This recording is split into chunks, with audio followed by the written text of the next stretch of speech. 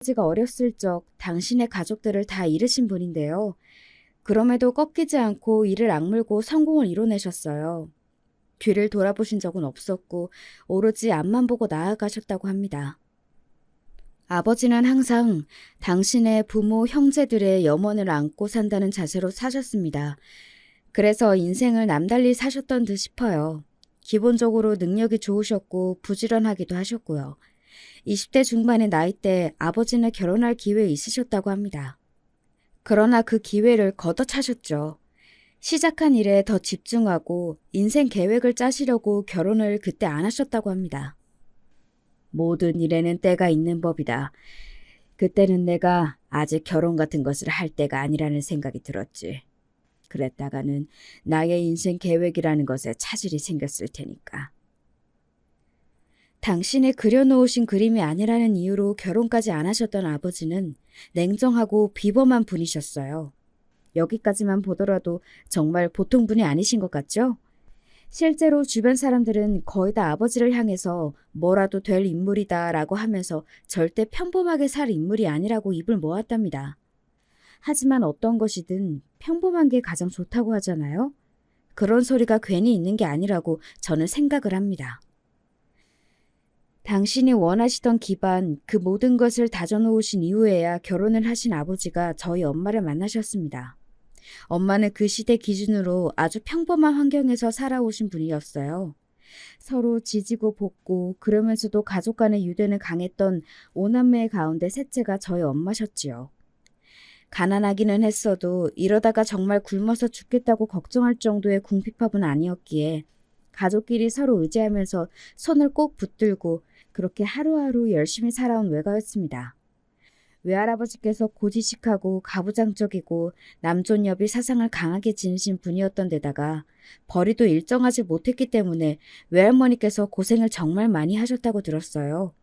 그래서인지 엄마를 포함한 외가 형제들이 죄다 외할아버지보다는 외할머니를 더 친근하게 생각하고 애틋하게 위했다고 생각을 합니다.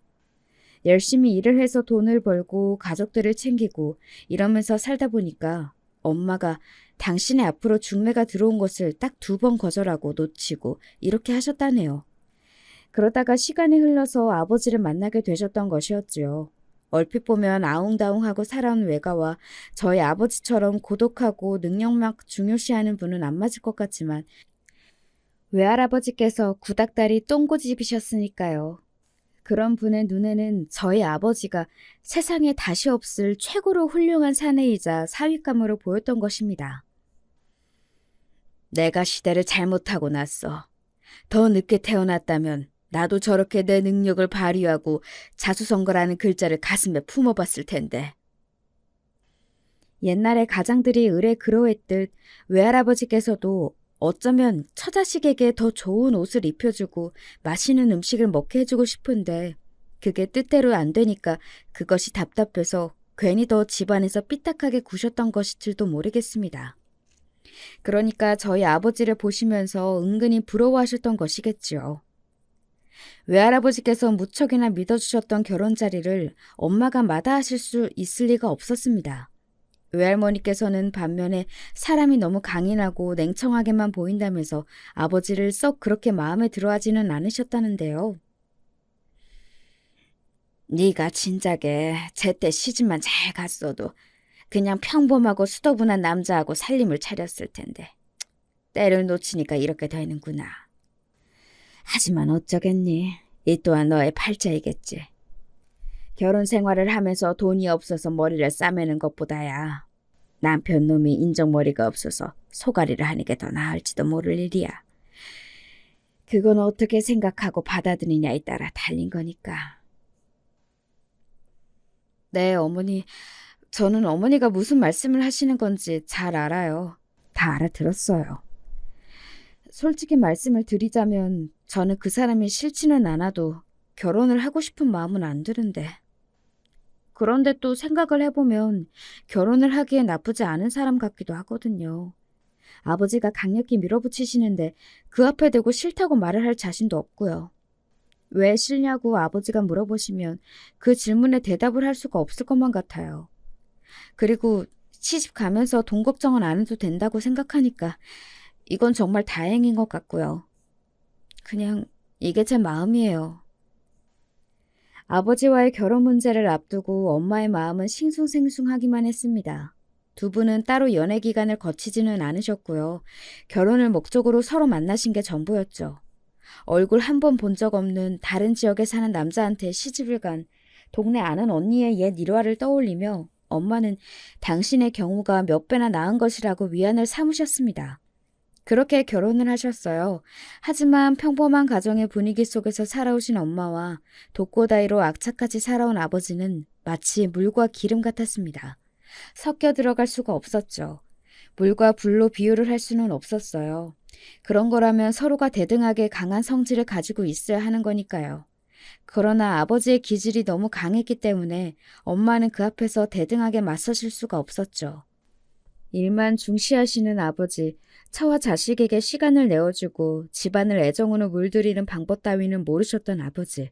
아니, 그러실 생각조차 없었던 아버지 때문에 엄마는 세월이 흐를수록 서러움과 섭섭함을 느끼셔야만 했습니다. 제가 태어났을 때도 마찬가지였고요. 이왕이면 아들이 더 좋았을 텐데. 그래야 가르침 맛도 나고 내 뒤를 이을 놈이 생겼으니까 나도 이런저런 생각을 할 수 있었을 텐데 말이야. 딸 자식이 태어난 건 정말 뼈아픈 아쉬움이구만. 어쩔 수 없지. 두 번째는 아들로 잘 태어나기를 바라는 수밖에. 저를 낳으시느라 온몸에 진이 다 빠져 계셨던 엄마는 갓난아기인 저를 바라보며 아버지가 그렇게 말씀하셨던 것에 정말 진이 다 빠져 있던 그런 상태에서도 너무 어처구니가 없고 당혹스러움이 강하게 느껴져서 잠도 못 주무셨다고 합니다. 생각할수록 어이가 없었으니까요. 100번 양보해서 머릿속으로는 그런 생각을 할 수 있다고 쳐도 어떻게 사람 면전에서 그런 말을 다 할 수가 있었던 건지 이 부분이 엄마는 믿어지지가 않으셨다고 합니다. 게다가 엄마는 갓 출산을 끝낸 몸이었잖아요. 첫 임신이었고 첫 출산이어서 고통을 앞선 공포 또한 있었습니다. 그걸 다 이겨내고 아이를 낳았더니 면전에 대고 그런 소리가 들려올 줄은 모르셨기 때문에 엄마는 결혼한 이후로 처음으로 그때 큰일 났다, 앞으로 어떻게 살아가야 하나 이런 생각을 하게 되셨다고 합니다. 결혼 2년 만에 제가 태어난 것이었고 그 이전까지는 어영부영 새로운 일상에 적응하며 지내시느라 엄마도 정신이 없으셨거든요. 아버지의 비위를 맞추는 것만으로도 바쁘고 벅찼으니까요. 그런데 이제 딱 아이를 낳고 나니까 정신이 드셨던 것이죠. 과연 이 생활이 앞으로 괜찮을지. 엄마는 확신이 없으셨습니다. 제가 태어난 직후 그런 반응을 보이셨던 아버지답게 자식이 생겼다고 해서 특별히 긍정적으로 변하신 것 따위는 없었어요. 오히려 이전보다 더욱 성과주의에 사로잡혀서 예민해진 모습을 자주 보이시는 바람에 그런 아버지의 비위를 맞추시며 육아까지 하시느라 엄마는 스트레스가 이만저만이 아니었죠. 멀리 사는 외가에다가 힘들다고 하소연도 못했습니다. 외할아버지께서 딱 버티고 계셨으니까요. 그리고 당신의 형제들은 저마다 결혼을 해서 여태까지의 인생처럼 지지고 볶고 살면서 한 푼 두 푼 모아 열심히 모아가며 미래를 준비하고 그러면서 사는데 당신 혼자만 양상이 달랐으니까요. 돈 걱정은 없었죠. 아버지가 돈을 잘 버셨으니까요. 돈에 관해서는 감각이 뛰어나셨습니다. 하지만 엄마가 고백하시기를 아무리 집에 돈이 있다고 해도 그걸 느껴보신 적이 없다고 했어요. 엄마의 돈이 아니었기 때문입니다. 다달이 아버지한테서 생활비를 타셔 쓰셨고 집안 살림이나 육아에 들어가는 지출이면 상관없으셨으나 오롯이 당신을 위해서 먹을 것이나 입을 것을 사시는 것에 단 한 가지를 구매하시더라도 망설이셨대요. 눈치가 보이셨으니까요. 그런 상황인데 엄마가 당신의 형제들에게 베풀며 사실 리가 없었습니다. 그렇다고 해서 내가 10원 한 장도 내 마음대로 못 쓰고 내 친정에 돈을 못 보낸다는 사실을 굳이 내 입으로 밝히면서 처량하고 비참해지고 싶지는 않으니 자연스레 연락을 드물게 하게 되고 왕래가 뜨문뜨문해지는구나. 나를 빼놓고 다들 자주 만나고 연락하면서 그렇게 지내고 있던데 나만 소외되어 있으니 너무 외롭다. 엄마는 당신의 마음대로 친정에 가실 수도 없었습니다. 단 한 푼이라도 편하게 써보고 싶으셔서 작은 일자리라도 구하려고 하셨으나 그마저도 아버지의 강렬한 반대에 부딪혔지요. 보통 구시대적인 분이 아니셨던 것 같습니다. 저 하나 키우는 보람과 낙으로 엄마는 지내셨어요. 아버지한테는 온통 서운함과 섭섭함만 느끼셨는데 가장 커다란 일을 꼽자면 단연 유산이었을 것입니다. 사실 제가 태어난 이후 엄마는 둘째를 임신하셨습니다. 그런데 저를 가지셨을 때와는 다르게 몸 상태가 좀 안 좋으신 거로 언제부터인가 스스로 느끼셨던 거예요. 왠지 몸이 안 좋아서 병원에 가야겠다고 엄마가 그러셨는데 아버지가 대수롭지 않게 넘기셨습니다. 병원에서 오라고 한 검진 날이 아니라면 굳이 갈 필요가 없다고 하셨고요. 지금이 중요한 시기라서 바쁘고 사람 만나고 다닐 일이 많아서 정신 없으니까 조용히 있으라고 엄마한테 그러실 뿐이었지요. 그런 반응 앞에서 엄마는 상처를 받으셨고 입을 다무셨어요. 그러나 그 이틀 뒤 엄마는 새벽에 아버지를 흔들어 깨우셨습니다. 몸이 안 좋아서 병원에 가고 싶다고 그러셨는데 아버지가 인상을 쓰시며 한숨을 내쉬셨어요. 오늘 일찍 나가야 해서 지금 다시 잠에 못 들면 큰일이라고 말씀하셨습니다. 그런 뒤 몸 상태가 안 좋다며 불안해하시던 엄마를 억지로 다시 눕히셨어요. 이불이 머리까지 덮이는 것에 엄마는 숨이 잘 안 쉬어졌고 주무신 게 아니라 반쯤 혼절을 하신 채로 새벽을 나셨습니다. 일이 많았다고 하시며 그날 늦은 저녁에서야 귀가를 하셨던 아버지가 이렇게 말씀하셨어요. 오늘 내가 일찍 나가는 거 알았으면 맞춰서 일찍 일어날 수 없었나? 그랬으면 어디가 덧나? 여자가 하는 일이 그런 건데 어째 그런 것 하나 못하나? 당신 잊었나 본데 나 임신 중이에요. 그래서 뭐 어쩌라는 거야? 뭐라고요? 내가 남의 자식을 가졌어요? 당신 자식을 임신하고 있는데 어떻게 말을 그따위로밖에 못해요? 그러고도 당신이 애 아빠라고 할 수 있어요? 그러고도 사람이에요? 이런 미친... 갑자기 왜 이래? 돌았어? 감히 어디서 소리를 질러? 하는 일이라고는 임신해서 출산하고 육아하는 건데 어차피 하는 일이면서 왜 갑자기 생색을 내는 거야? 엄마가 어째서 울분을 터뜨리셨는지 그 이유를 아버지는 들여다보려 하지 않으셨습니다. 기분이 잡숫다고 하시면서 담배를 들고 집 밖으로 나가버리셨죠. 엄마는 우시다가 호흡곤란을 일으키셨고 그대로 바닥에 쓰러지셨습니다. 그 밤에 제가 울고 불고 이웃집들을 찾아가서 문을 두드리고 비명을 지르고 오만 난리를 쳤던 끝에 엄마는 병원으로 옮겨지실 수가 있었죠. 워낙 어렸을 때라서 기억은 선명하게 안 나는데 제가 머리가 아프다 못해서 깨질 정도로 울부짖으며 이웃집들의 문을 두드렸댔던 순간만은 정확하게 떠오릅니다. 작은 손으로 딱딱한 현관문을 힘껏 두드려대느라 손바닥도 아주 많이 아팠거든요. 엄마는 그때 유산을 하셨습니다. 어쩌면 살릴 수 있었을지도 모르는 생명이었죠. 진실은 모르지만요. 슬픔과 허망함으로 눈물을 흘리시던 엄마 앞에서 아버지는 그저 한숨이나 내쉬었던 게 전부였어요. 미안하다는 말씀을 절대 안 하셨죠. 미안하다고 생각도 안 하셨고요. 유산 이후 엄마는 몸이 안 좋아지셨어요. 사는 게 행복하지 않고 불행하고 더덥다는 생각을 아마 엄마가 그때부터 하시게 된 것 같습니다.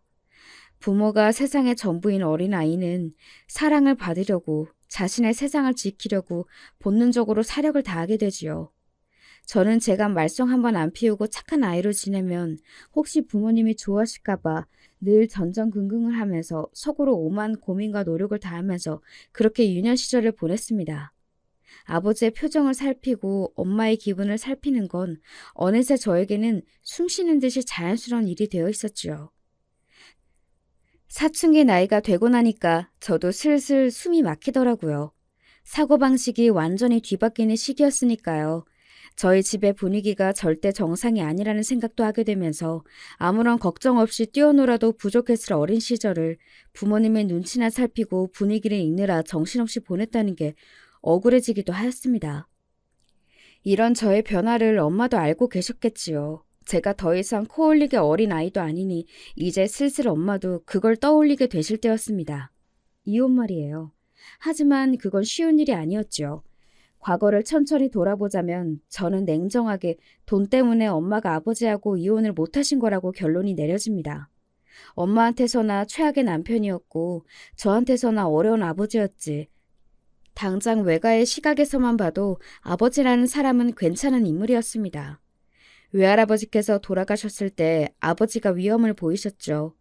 아버지의 사회생활 인맥이 그때 빛을 발휘했거든요. 장례 비용도 문제가 없었고요. 그때 다들 외가 식구들이 저희 아버지를 보면서 든든하기 이를 데 없다고 하였습니다. 물론 아버지가 당신의 처가에 베풀면서 살았는가 하면 그건 절대 아니었고요. 누가 손 벌리는 것 자체를 아버지는 굉장히 질색하시는 분이었어요. 당신 스스로가 능력과 배짱으로 밑바닥에서부터 한 단계씩 올라온 자수성가의 표본이라고 자부하시는 분이었기 때문에 노력하지 않고 남에게 의지하려 손을 벌리는 행위 자체를 싫어하셨던 것이죠. 그래서 외가 식구들이 저희 아버지의 덕을 보며 산 것은 아니었습니다만 외할머니께서 수술을 받게 되셨을 때 비용을 부담하셨던 건 아버지였습니다. 외할머니의 간병은 이모, 외숙모가 돌아가면서 하셨고요. 저도 엄마를 따라서 외할머니의 병문안을 그때 몇 번 갔었는데요. 엄마가 조금이라도 뭔가를 거두려고 하시면 득달같이 이모나 외숙모가 만류를 하셨습니다. 이런 거 하지 말라고, 안 해도 된다고 하시면서요. 아버지가 수술비를 비롯한 병원비 일체를 부담하셨으니까 엄마는 손 하나 까딱 안 하고 계셔도 된다는 의미였습니다. 그때 바라본 엄마의 표정이 복잡 미묘했다는 것을 저만은 알았습니다. 외가에서 저의 아버지는 어려운 존재였죠. 전혀 친근하지도 친하지도 않았고요. 떨어지는 콩고물도 없었습니다.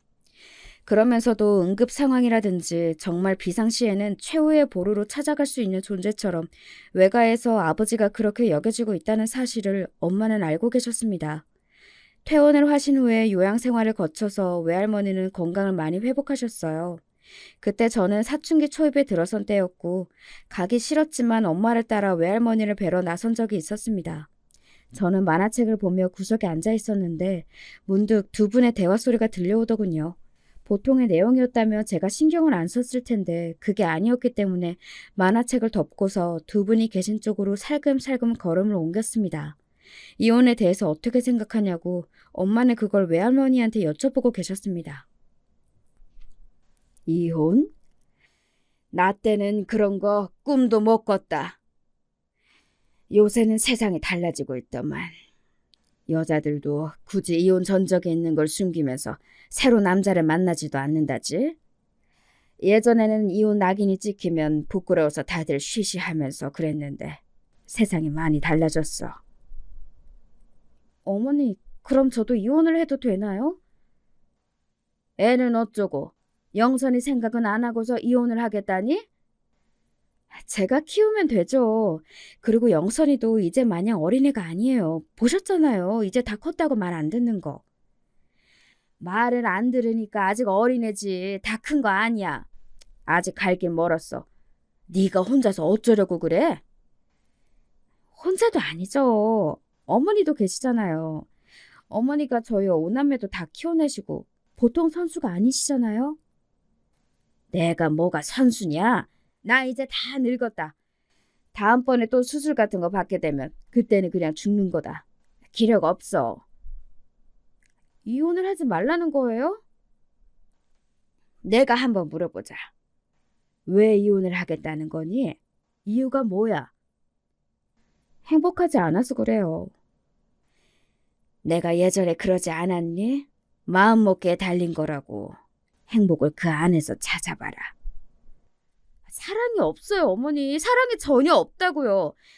저는 제가 불행하다고 이미 생각을 그렇게 하고 있는 중이에요.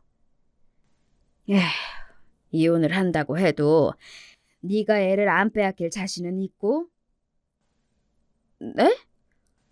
그런 생각은 안 해봤어요. 당연히 그 사람이라면 애를 저한테 맡기고 홀가분히 떠날 것 같은데요. 그건 네가 넘겨짚은 거지. 어떻게 될지 모르는 거야. 세상에 하나뿐인 자기 핏줄인데 안 넘겨준다고 하면 그때는 어쩌게. 그리고 이혼을 안 해준다고 버티면 네가 그때는 다른 수가 있니?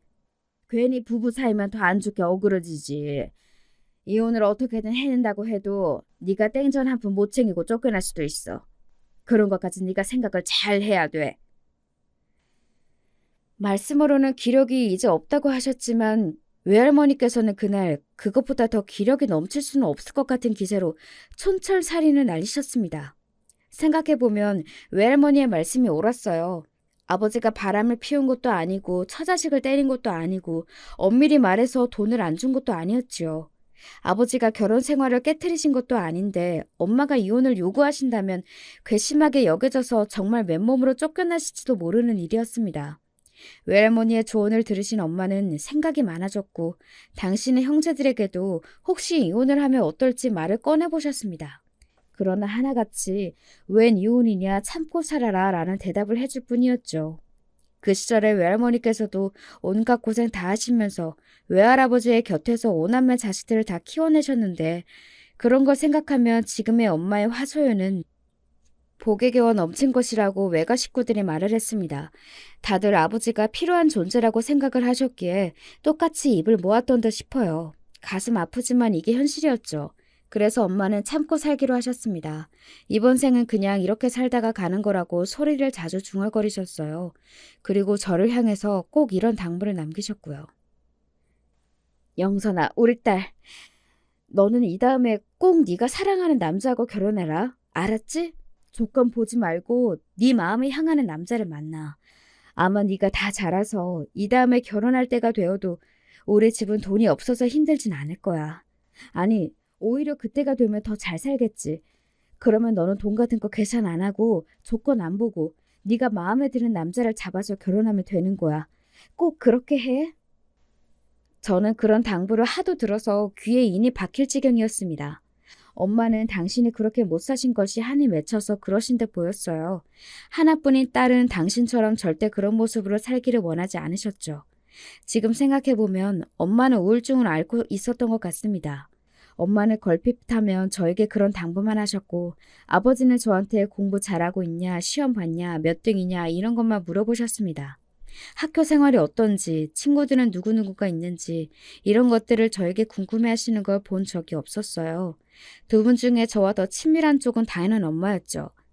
아버지가 사회생활만 하시는 동안 엄마가 저를 먹이고 입히고 이렇게 해서 키워주셨으니까요. 그래서 저는 엄마 이야기가 더 익숙했고 잘 알았습니다. 엄마의 인생은 안타깝기만 하고 안쓰럽기도 하였습니다. 하지만 아버지 또한 옛날에 겪으신 일들이 만만치 않았죠. 사회적으로 보면 성공하신 분이고요. 그러니까 결혼은 부모님 두 분이 서로가 안 맞았다는 게 문제였습니다. 분명 아버지 같은 남자를 환영하면서 이런 성격이어도 상관없으니 나는 내 갈 길만 가겠다는 이런 여자도 있었을 거예요. 엄마가 그런 여자가 아니었다는 게 문제였죠.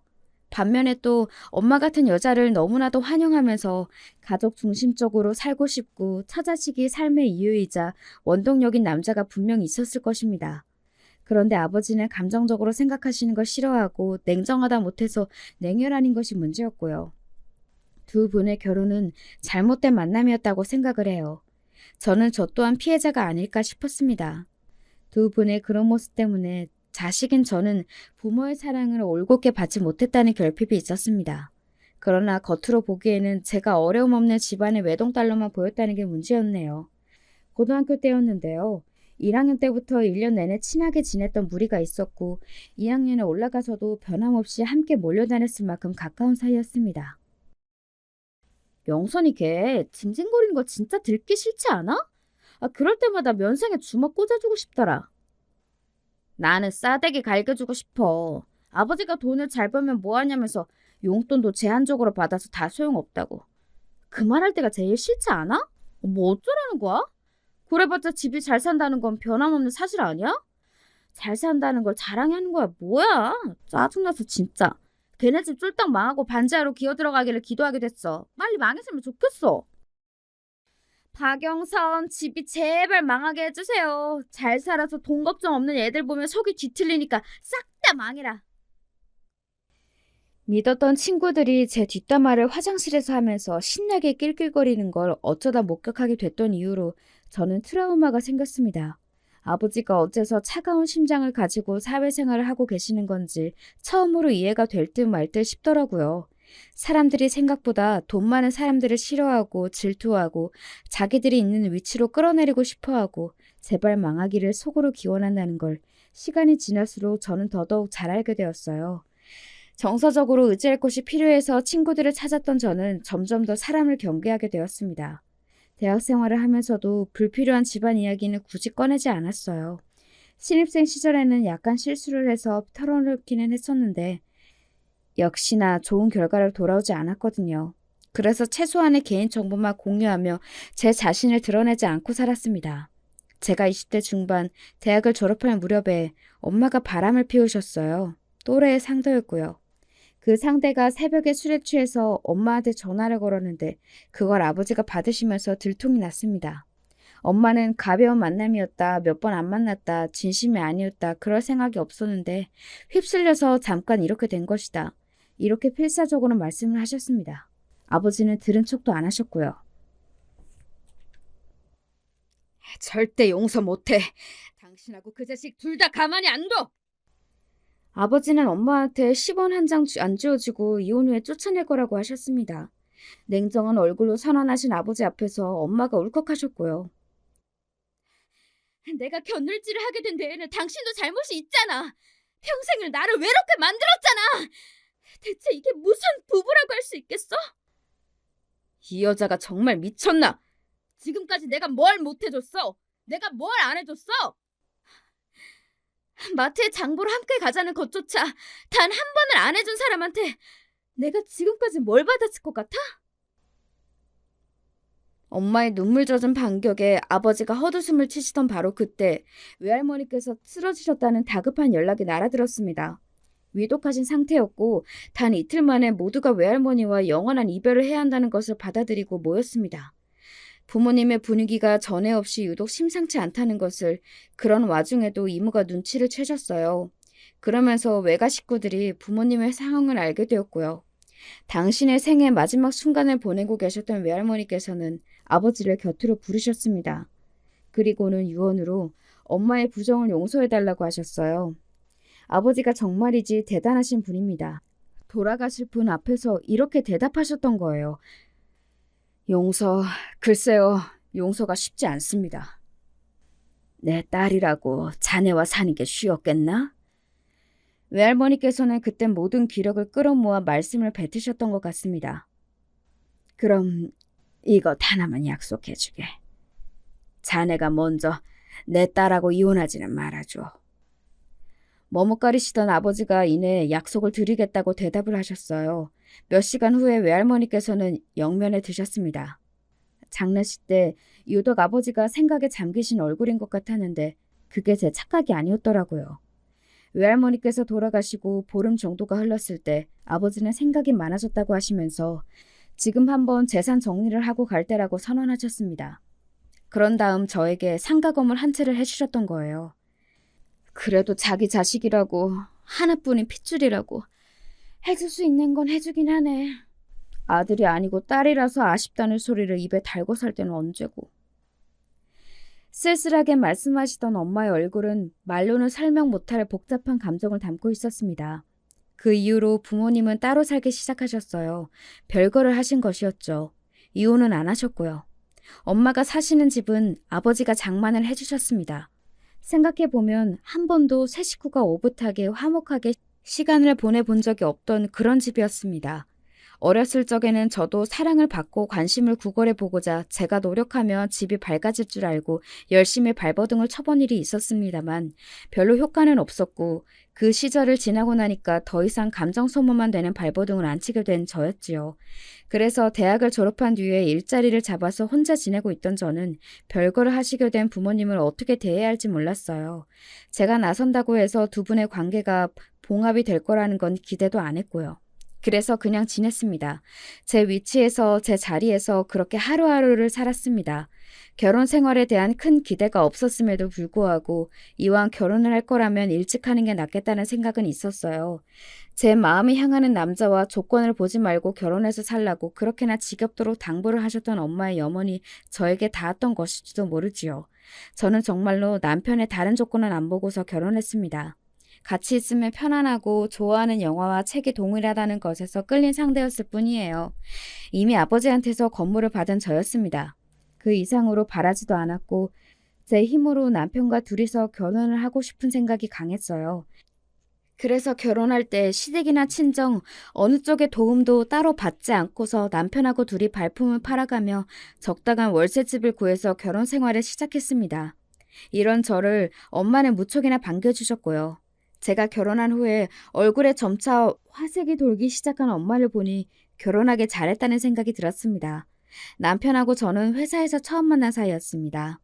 나란히 같은 중견기업에 다니고 있었고요. 남편도 대학을 잘 나왔어요. 형제가 머리가 좋았는지 남편의 남동생인 제 시동생 또한 명문대 출신입니다. 아이고, 뱃속에 애가 들어선 것도 아닌데 뭐가 그렇게 급해서 결혼을 후딱 해버린다니? 한 5년은 더 있다가 결혼을 해도 되겠구만. 아까워라. 남편이 너무 결혼을 일찍 하는 것 같다면서 어머니께서는 아쉬움을 감추지 못하셨죠. 남자치고 결혼을 이르게 한 나이였으니 그렇게 생각하실 만도 했지만 제가 보기에는 그냥 저에 비해 당신의 아들이 아까워 보여서 그러시는 것 같았습니다. 참고로 시댁에는 제 친정의 이모 저모를 밝히지 않았거든요. 저희 부모님이 별거를 하신다는 것도 몰랐습니다. 굳이 사돈댁에 찾아갈 이유가 없으니 들킬 일도 없었고요. 그냥 저희 부모님이 외동딸 하나를 잘 키워서 대학 잘 보내고 직장 잘 보내고 시집은 더 잘 보내신 분들인 줄로만 생각을 하셨습니다. 저희 집이 워낙 독특하게 삭막했었고 외가와 멀리 떨어져 살기도 했었던 저는 가족끼리 아웅다웅하면서 사는 맛을 모르고 있었죠. 그러면서도 속으로 그걸 동경해 오기도 했었기 때문에 시어머니께서 며느리보다 아들이 더 잘났다느니 어쩌느니 하시는 것도 내심 정겹게 보일 지경이었네요. 제 친정의 사정에는 못 미치지만 시댁에도 꽤 독특한 사정이 있었습니다. 그건 바로 재혼가정이라는 것인데요. 남편과 시동생은 시어머니의 배로 낳은 자식들이 아닙니다. 두 사람의 생모는 진작에 돌아가셨어요. 하지만 시어머니를 배로 낳은 자식도 있었으니 그건 바로 삼남매의 첫 번째인 시누이였습니다. 피가 안 섞인 자기 동생들과는 다르게 명문대는커녕 아예 대학을 안 나왔었고요. 대신에 시집을 미국으로 가서 그곳에서 살고 있었습니다. 그러니까 시아버지는 아들 둘, 시어머니는 딸 하나를 각각 데리고서 재혼을 하셨던 거예요.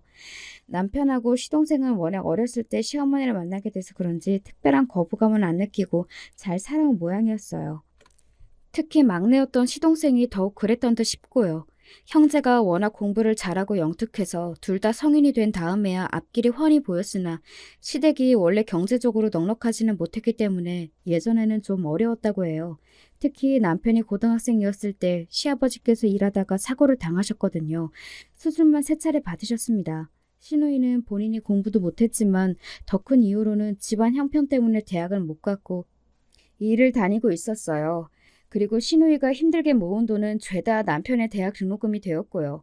그때 집안 상황상 어쩔 수 없었다고는 해도 시누이의 입장에서는 벼룩의 간을 빼먹어라 였을 것입니다. 게다가 시누이는 시어머니께서 자꾸만 남동생들한테만 잘해주시고 신경을 써주시고 이러는 걸 많이 겪어와서 서름이 쌓여 있었거든요.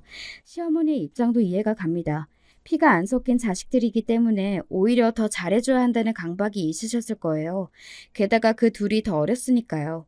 하지만 시누이는 이게 바로 아들-딸 성별 차별이고 머리 좋은 자식만 편애하는 것이라며 화가 날 대로 나버렸습니다.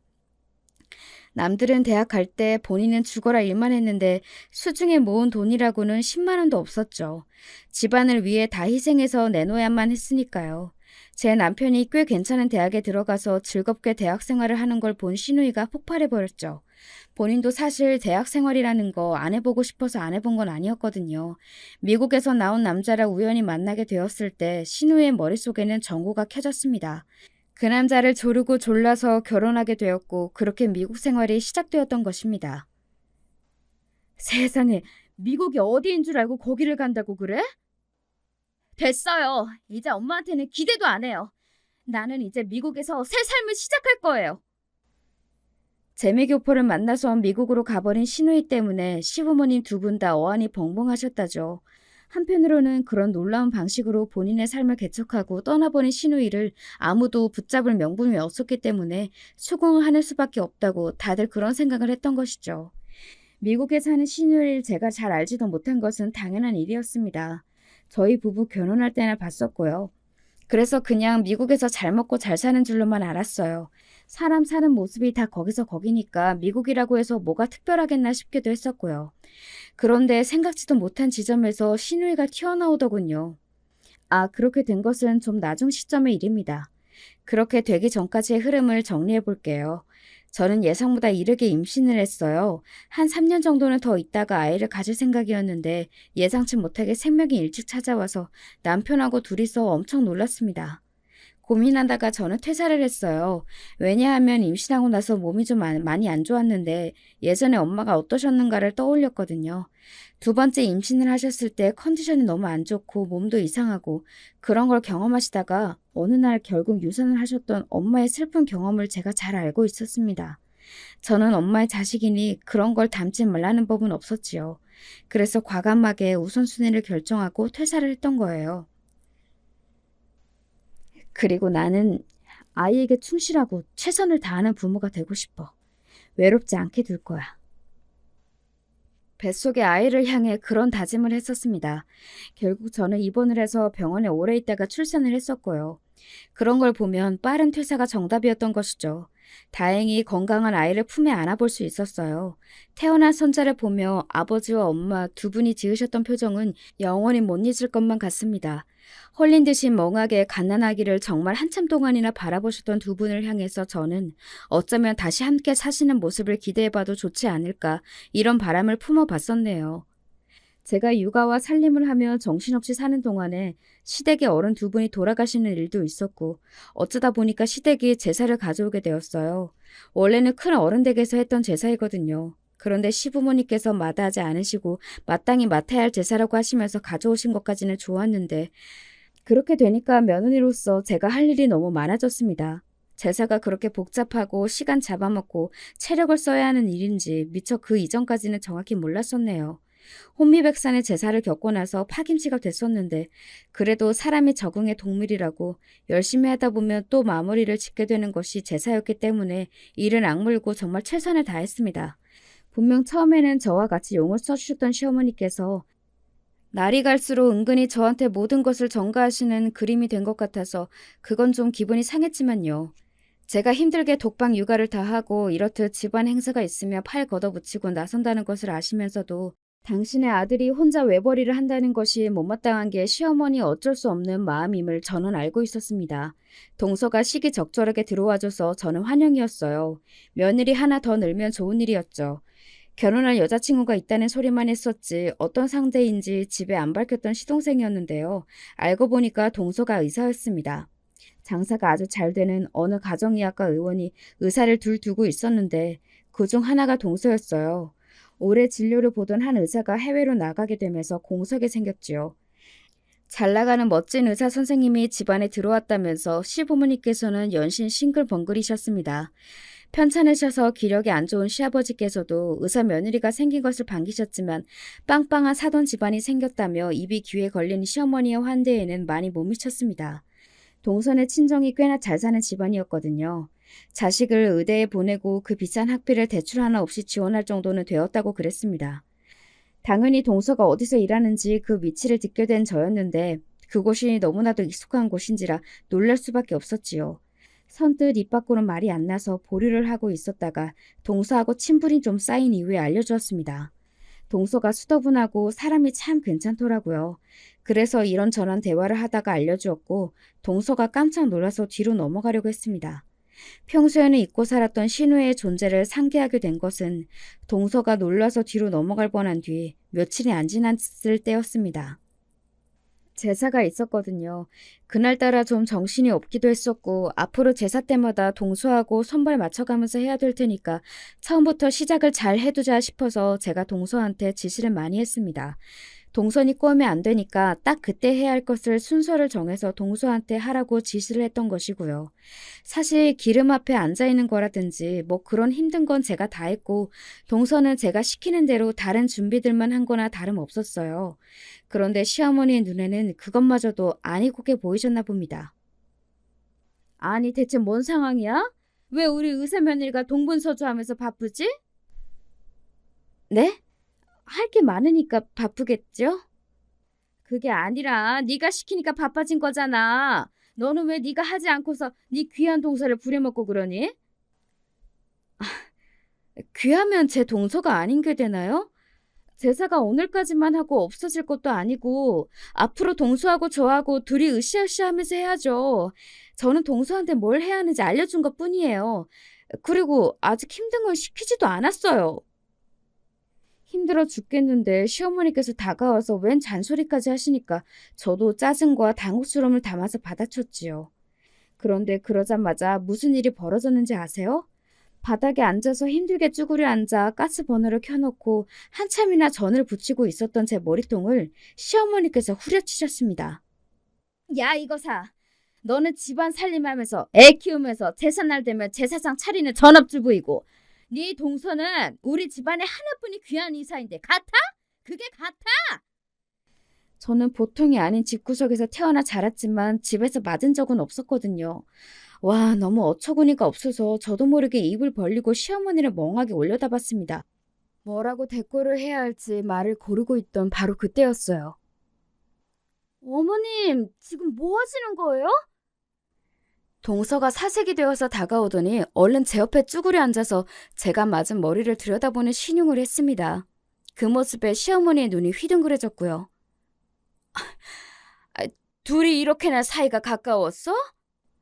아, 아니 그렇다고 해도 어머니 급이 다르거늘. 무슨 급이요? 어머님, 형님이 저희 병원 건물주이세요. 제 편을 들어주고 두둔해주고 싶은 거라면 제발 형님한테 그러지 마세요. 방금 전보다 얼굴빛이 더 안 좋아진 동서가 흔들리는 눈동자로 그렇게 말을 했고 시어머니께서 영문을 모른다는 표정으로 저를 보셨습니다. 저는 에휴 한숨을 쉬었고요. 아, 맞다. 이거 아직 어머님은 모르셨던 거죠? 제가 지금 멋대로 입을 나불댄 건가요? 아, 제가 원래 절대로 이런 사람이 아닌데 죄송해요, 형님. 일부러 발설한 건 아니었어요. 괜찮아요, 동서. 안 그래도 언제쯤 밝혀야 하나 고민이 많았거든요. 사실 진작에 털어놨어야 하는 건데 차일피일 미루다 보니까 어느새 오늘까지 와버렸네요. 제가 거면쩍은 미소를 지으며 자리에서 일어났고 반대로 시어머니께서는 바닥에 주저앉으셨습니다. 건물주? 병원 건물에 건물주라니. 이게 다 무슨 소리야? 알아듣게 설명 좀 해봐. 마치 귀신이라도 보셔서 놀라신 통에 주저앉으신 것 같은 모습이셨습니다. 그제서야 저는 제가 든든해도 너무 든든한 어느 상가 건물의 주인이라는 사실을 알려드렸지요. 친정 부모님의 이야기를 하자면 끝도 없을 것 같아서 우선은 그냥 아버지가 재산이 많으셔서 일찍이 저한테 건물 하나 해주신 거라고 그렇게만 말씀을 드렸습니다. 저와 마찬가지로 이 사실을 언제 밝혀야 하나 고민만 하다가 시간을 흘려버린 남편이 멋쩍어 하면서 죄송하다는 사과를 옆에서 덧붙였고요. 시어머니께서는 기절을 안 하시는 게 용해 보였어요. 너무 놀라신 나머지 나중에는 말문이 막혀버리셨거든요. 계속 입만 뻐끔뻐끔 하시다가 떨리는 손으로 저를 가리키셨다가 탄식을 토하셨다가 절레절레 고개를 흔드시기를 반복하셨습니다. 상상도 못한 사실을 알게 되셔서 많이 당황하신 모양이었어요. 아휴, 그런 줄도 모르고 전혀 꿈에서조차 상상도 못하고 나는 여태까지 아이고야 미치겠다. 그날 제사는 어영부영 마무리가 되었고요. 새벽으로 시간이 넘어가던 때 이제 집으로 가려는데 시어머니께서 저를 붙잡으시더니 그제서야 소리를 내셨습니다. 머리가 아프신지 자꾸 이마를 부여잡으시더라고요. 아, 예, 미안하다. 내가 면목이 없고 정말 창피하구나. 그 정도로 말씀을 꺼내신 것도 시어머니 같으신 분 딴에는 대단한 용기였을 거라는 생각이 들어서 저는 옅게 웃으며 고개를 끄덕여 드렸습니다.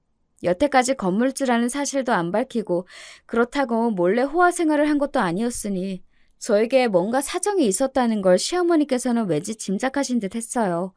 그리고 저 역시 시어머니께서 무슨 사정이 있었기 때문에 동서를 그토록 축혀 세우신 거였다는 그런 짐작이 들고 있었고요. 정말로 시어머니께는 다른 꿍꿍이가 있어서 의사 동서를 그렇게나 축혀 세우셨던 건데요. 그 목적은 바로 돈이었습니다. 동서한테 돈을 좀 빌리려고 하셨던 거예요. 동서와 유대감을 쌓으신 후 다른 사람들 몰래 돈을 빌리시는 게 목적이었는데 그건 당신이 쓰시기 위함이 아니었습니다. 네? 미국에 계신 형님한테요? 미국에서 잘 살고 계신 줄로만 알았는데 형편이 안 좋아서 쪼들리고 계실 줄은 몰랐어요.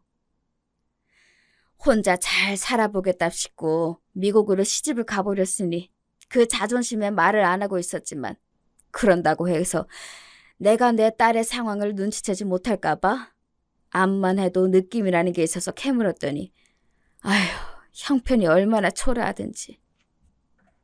미국에 사는 시누이 때문이었던 거예요.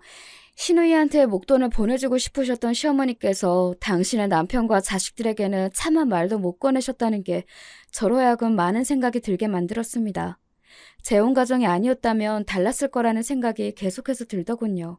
시누이한테 보내시라고 돈 5천만 원 제가 빌려드렸습니다. 사실상 그냥 드리는 거였죠.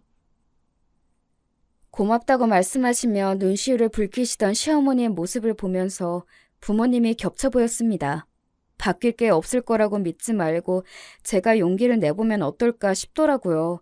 시어머니의 사정을 전혀 몰랐던 걸 반성하고 있던 남편이 함께 나섰어요. 아이를 앞세워서 저희 부부가 먼저 부모님께 다가가서 관계 회복을 도와드리기로 한 것입니다.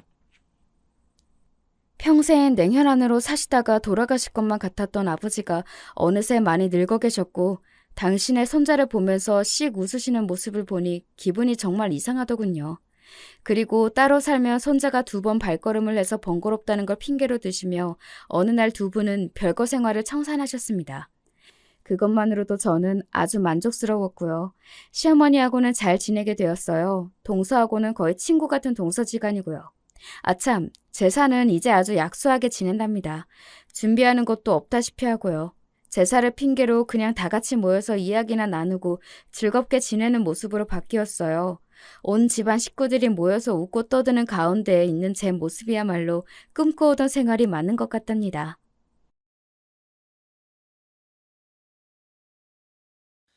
안녕하세요. 요새 뉴스를 보니까 희대의 사기 사건 때문에 장난이 아니더라고요. 결혼과 얽힌 사기 행각이라던데 제가 그런 사기는 아니어도 아주 황당한 사건에 휘말려 봤던 사람으로서 말씀을 드리자면 이상하게 그런 상황 속에선 판단력이 옳게 안 서더라고요. 마치 뭔가에 홀린 것처럼 말이에요. 제 이야기를 해보자면 과거의 어느 시점으로 돌아가야만 합니다. 바야흐로 제가 2년이 넘는 연애 기간을 마치고 인생 처음으로 결혼을 준비하고 있던 때였죠. 그 상대를 예비 신랑, 그 집안은 예비 시댁으로 칭해 보겠습니다. 예비 신랑과 저는 결혼을 슬슬 염두에 두기도 하며 알콩달콩 연애를 하는 연인의 정석이었어요. 결혼할 때가 됐다고 생각해서 결혼하자고 서로에게 말을 했던 것이고요. 연애하는 동안 서로의 이모저모를 다 나누었습니다만 제가 시댁에 대해 아는 것은 많이 없었습니다. 따로 소개받은 적도 없었고요. 하지만 별 걱정하지 않았습니다. 결혼을 앞둔 대개의 연인들이 그러하던 말입니다. 그래서 상상도 못했습니다. 예비 시어머니 되시는 분과의 마찰이 절 기다리고 있었을 줄이야. 결혼하겠다고 인사를 무난하게 드리고 났던 후 주말 오전에 예비 시댁을 잠깐 들렀었어요. 예비 신랑하고 둘이 드라이버 삼아서 어딜 놀러 가기로 했는데 거기가 관광지다 보니까 혹시 거기서 저희가 사왔으면 하는 것들이 있는지 여쭤볼 겸 이런 식으로 눈도장 찍으려고 예의상 들렀던 거예요. 제가 직장 행사에서 경품으로 받았던 수제 비누 세트. 전 그런 걸 거의 사용을 안 하니까 예비 시댁에 쓰시라고 드릴 겸 아무튼 겸사겸사 해서 들렀죠. 참고로 예비 신랑은 직장이 집에서 교통이 너무 안 좋아서 자취를 하고 있었답니다. 제가 수제 비누 세트 드리고 예비 신랑하고 데이트 잘 다녀오겠다고 생글생글 웃으면서 인사를 잘 드렸고 이제 곧 나가보려고 했어요. 근데 예비 시모가 뜬금없는 소를 꺼내셨습니다. 영권이가 다음 달 말에 결혼을 한다고 그러네. 창원이라서 멀기는 하지만 가서 얼굴 비추고 축하를 해줘야지. 어? 창원이라면 어디 낸지 알 것 같긴 한데. 근데 엄마, 영권이가 누구야? 누구긴. 넌 네 친척 형 이름도 몰라? 내가 알만한 친척 형이라면 이름을 다 알지. 창원은 근처에 큰 이모네가 사시니까 낯설지 않고. 그치만 영권? 이름이 너무 낯선데? 가까운 친척형이 아니고 좀 먼 친척형이라서 그래. 아무튼 청첩장을 우편으로 보내준다고 하니까 곧 이제 받아볼 거야. 네가 얘하고 둘이 다음 달에 거기 좀 다녀와라. 옆에서 가만히 있었던 제가 갑자기 봉변을 당했습니다. 예비 시모의 발언에 얘는 저였으니까요. 예비 시댁은 경기 광명이었고요. 전 서울 강서구에 살았고 예비 신랑도 거기서 멀지 않은 서울 마포구에서 자취를 하고 있었습니다. 근데 경남 창원이요. 전 제가 혹시나 수원을 잘못 들었나 하는 기대감을 가져왔지만 아니었습니다. 창원이 맞았어요. 이 황당한 요구에 저는 예비 신랑을 쳐다봤죠. 예비 신랑도 어리둥절해하면서 일단은 후퇴를 했습니다. 그리고 저와 데이트를 가던 길 내내 머릿속에서 연구원이란 이름을 찾더군요. 흔히 너무 멀어서 남수준인 친척을 묘사할 때 사돈의 팔촌이란 표현을 쓰잖아요. 그런데 정말로 그런 수준이었어요. 예비 신랑이 그 연구원이란 사람을 봤던 건 초등학교 때 외갓집에 어르신이 돌아가셨을 때 딱 한 번이었다네요. 웃긴 건 장례식장도 아니었어요. 그 어르신이 돌아가실 것 같다는 연락을 받고 예비 시댁이 병원으로 가다가 참석한 어른들은 임종을 지켰고 애들은 방치돼서 병원 로비 같은 곳에서 놀았다네요. 그때 마주쳤던 겁니다. 연구원이란 사람은 예비 신랑보다 2살 위였고요. 어렸을 땐 1살, 2살 차이가 엄청 크잖아. 그래서 나는 그날 그 형한테 꼬북놀이라는 걸 강제로 당했던 기억밖에 없어. 자길 오야봉이라고 부르지 않으면 때리겠다 그래서 내가 설설 기었었지. 그 후론 존재하는지도 모르고 살았는데 갑자기 웬 결혼식? 설마 우리가 참석하면 그쪽에서도 우리 결혼식에 참석해 주기로 그런 암묵적인 얘기라도 오간 걸까? 글쎄 뭐 그럴 수도 있겠다. 우리 엄마가 우리 집 대표로는 너하고 나 둘이서 다녀오라니깐 어쨌든 가긴 가야 할 것 같아. 정말 떨떠름하고 당황했어요. 당연하게도 전혀 가고 싶지 않았죠. 이제 막 결혼하겠다고 인사를 드린 참이었는데 그러자마자 머나먼 지역에서 열리는 아주 머나먼 친척의 결혼식에 참여하라는 지령이 떨어지다니요? 이런 것 앞에서 흔쾌히 네 라고 대답하는 사람은 없을 거라고 생각해요. 그래서 며칠 뒤 제가 외쳤죠. 아니요 라고 말입니다. 왜 안 가겠단 거야? 간다고 말을 했으면 지켜야지. 저는 간다고 말씀을 드린 적이 없었는데요. 아무튼 어머님, 결혼식이 당연히 주말인 줄 알았는데 금요일인 이상 참석하기가 어려울 것 같아요. 직장 다니는데 평일에 어떻게 그 먼 곳에서 저녁 6시에 하는 결혼식에 참석하겠어요. 일이 좀 바쁜 곳에 제가 다니는지라 금요일에 휴가를 갑자기 낼 수도 없는 일이에요. 너무 눈치가 보이거든요. 그렇습니다. 그 결혼식은 해괴하고 망측하게도 평일 결혼식이었던 겁니다. 주말 오후여도 한숨 쉬면서 억지로 갈까 말까 할 텐데 평일 저녁이요. 그걸 알게 된 이상 무조건 거절 의사를 꺼낼 수밖에 없었죠. 당연한 논리로 거절을 드렸건만 휴대폰 너머로 들려온 예비 시모의 음성에 저는 입을 떡 벌릴 수밖에 없었습니다. 나를 바보로 하는구나. 내가 직장 안 다닌다고 날 우습게 보고 내가 뭘 모를 줄 아나 본데. 반차란 게 있잖아. 오전 근무만 하고 일찍 퇴근해서 창원에 내려가면 되지. 네? 반차요? 그런 걸 말씀하실 줄 몰랐는데 반차도 거의 마찬가지예요. 쓰기에 눈치가 좀 보여서요. 직장 사람들 눈친 보이고 CM이 될 사람 눈치는 안 보이고. 아니요. 그렇단 얘긴 절대 아니고요. 민현이는 그 친척형을 거의 기억도 못 하던데 그런 분의 결혼식에 굳이 어렵사리 움직여서 참석을 하는 게 너무 오반 것 같아서요. 그럼 어쩌니? 내가 이미 그쪽에다가 우리 집에서 참석할 거라고 대표로 아들내미하고 예비 며느리하고 둘이 보낸다고 말을 다 해놨는데 이래서 내 체면이 망가지잖아. 갑자기 애비 시모가 버럭 화를 내더라고요. 요즘 이럴 때 묘사하는 표현으로는 급발진한다고 하던가요? 정말 그 순간의 예비 시모, 급발진이 따로 없었습니다. 혹시나 했지만 역시나 그 결혼한다는 쪽에다가 참석 얘기를 미리 다 떠들어 놓으신 모양이었습니다. 제가 어이가 없어서 저도 모르게 한숨을 좀 쉬었는데 그걸 들으셨는지 급발진을 이어가셨죠. 격양된 목소리로 외치셨어요. 예. 그리고 너 말이야. 민현이가 뭐니 민현이가. 이제 결혼할 사이라면 그렇게 격식 없이 이름만 덜렁 부리는 게 아니라 호칭을 붙여야지. 어디 남의 집 귀한 아들내밀 이름만 덜렁 부르고 있어. 저번에 보니까 너 아예 우리 아들한테 야야거리더라. 제가 예비 신랑하고 동갑내기였거든요. 연애 기간은 2년이었습니다만 2년은 더 오래되었습니다. 대학 시절에 다른 대학의 같은 학번 남자들과 단체 미팅을 했었거든요. 그때 처음 알았던 사이예요. 사귈 뻔했었는데 좀 흐지부지 됐었고 예비 신랑은 몇 달 뒤에 군 입대를 앞두면서 아예 모든 게 끊겼었는데 몇 년 후에 우연히 겹치는 지인을 통해 한자리에서 만났다가 서로를 보자마자 놀라서 어라 했던 겁니다. 마침 둘 다 아무도 안 사귀던 중이었고 호감 가지고 만나다 보니 여기까지 온 것이었죠. 아무튼 20대 초반에 처음 만났었으니 동갑 친구라는 인상만 워낙 강해서 당연히 서로에게 야 거리면서 지냈어요. 그게 예비 시모에겐 상당히 거슬렸나 봅니다. 근데 저는 이미 황당한 결혼식 참석 요구 때문에 기분이 가라앉은 상태였거든요. 그래서 받아치고 말았죠. 그럼 민현이 말고 뭐라고 부를까요?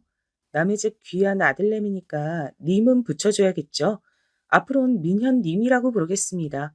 그리고 민현님도 오늘부로 절 채영님이라고 부르게끔 할게요. 뭐가 어쩌고 저째? 우리 아들이 너를 왜 님이라고 불러? 애초에 그냥 민현 씨 이렇게만 해도 되잖아. 그럴 순 없죠. 귀하신 분을 어떻게 개나 소나 만만하게 부르는 호칭처럼 민현 씨라고 하겠어요. 민현 님이라고 부르고 깍듯하게 대할게요. 대신 저도 저희 집 귀한 딸랑구기 때문에 민현 님이 절 극진하게 대하기를 앞으로 기대하겠습니다. 아, 맞다. 근데 민현 님은 금요일 반차 괜찮으실까 모르겠어요. 거긴 월요일은 휴가를 쓸 수 있어도 금요일은 진짜 휴가 못 쓰게 하는 분위기라고 하던데. 제가 전에 분명히 그렇게 들었거든요. 통으로 쓰는 휴가도 아니고. 반차니까 뭐 괜찮겠죠. 민현님이랑 둘이 상의 잘 해볼게요. 예비 시모가 속이 부글부글 끓는지 끙 앓는 소리만 내더니 먼저 전화를 끊더군요. 머리 아파서 그날 남은 근무를 간신히 했던 것 같아요. 퇴근하자마자 예비 신랑한테 문자가 왔길래 봤더니 그 머나먼 친척형의 결혼식 안 가도 되겠다는 내용이 와 있었습니다. 예비 시모가 한 발 물러선 것이었죠. 근데 여기서도 약간 황당한 점이 있었어요.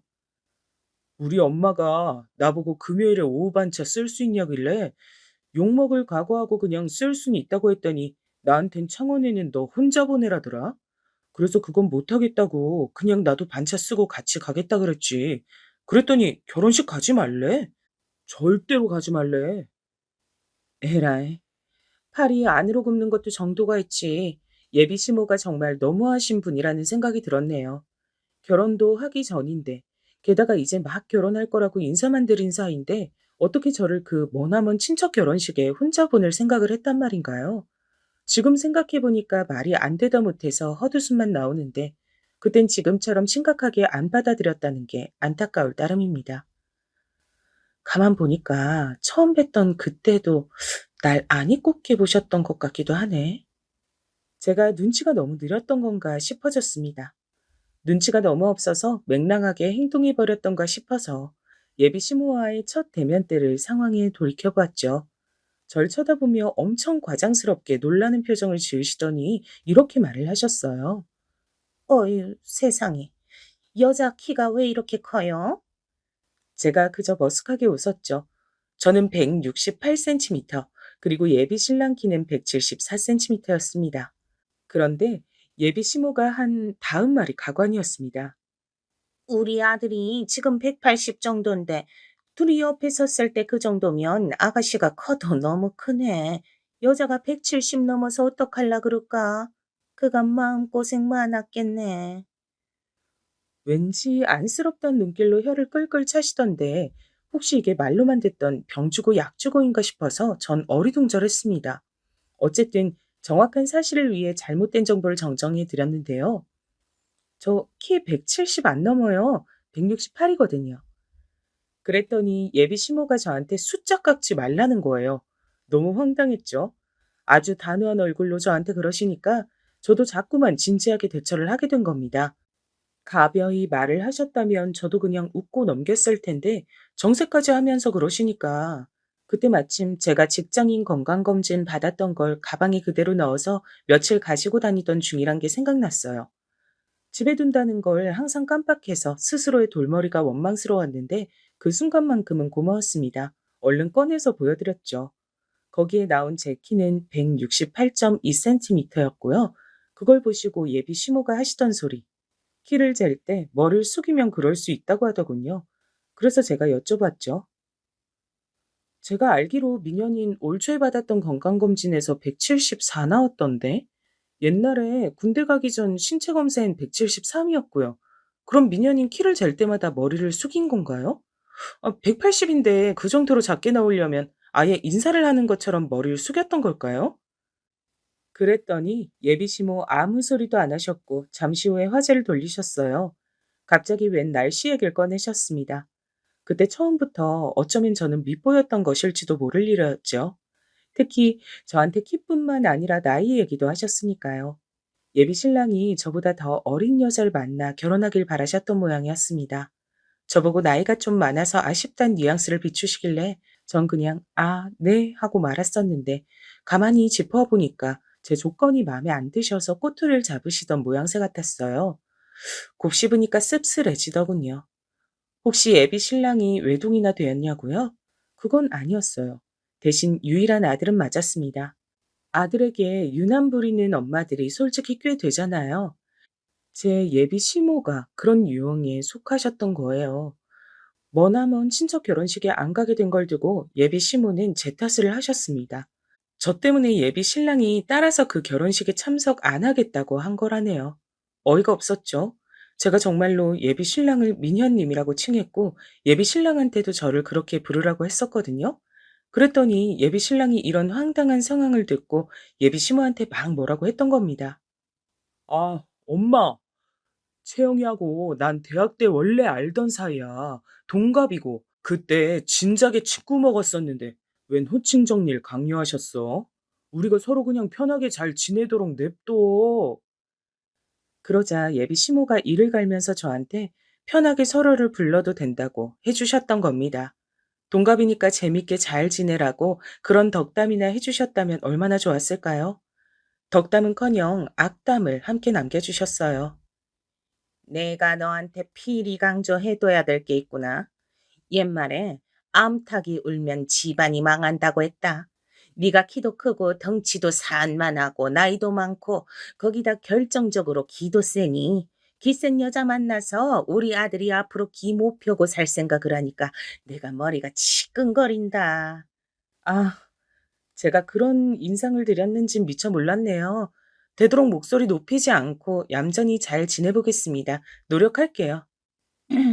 그래, 말은 알아들었으니 다행이네. 암탉이 함부로 울면 내가 그 암탉의 목을 콱 비틀어 버리는 수가 있으니까 그렇게 되기 전에 네가 유념하면서 조심조심 살았음 한다. 제가 또 어리둥절해졌죠. 대관절 예비 며느리한테 이 정도로 미리 일을 갈아두실 이유가 뭘까 싶었어요.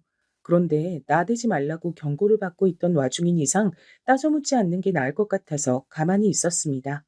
하지만 이것으로 일단락되었다며 마무리 짓기엔 미묘하게 또 일이 발생했죠.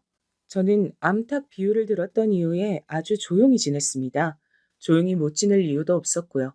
일이 하필 바빠져서 직장 업무에 정신이 없던 와중에도 예비 시댁의 안부 인사는 종종 잊지 않고 남겼습니다.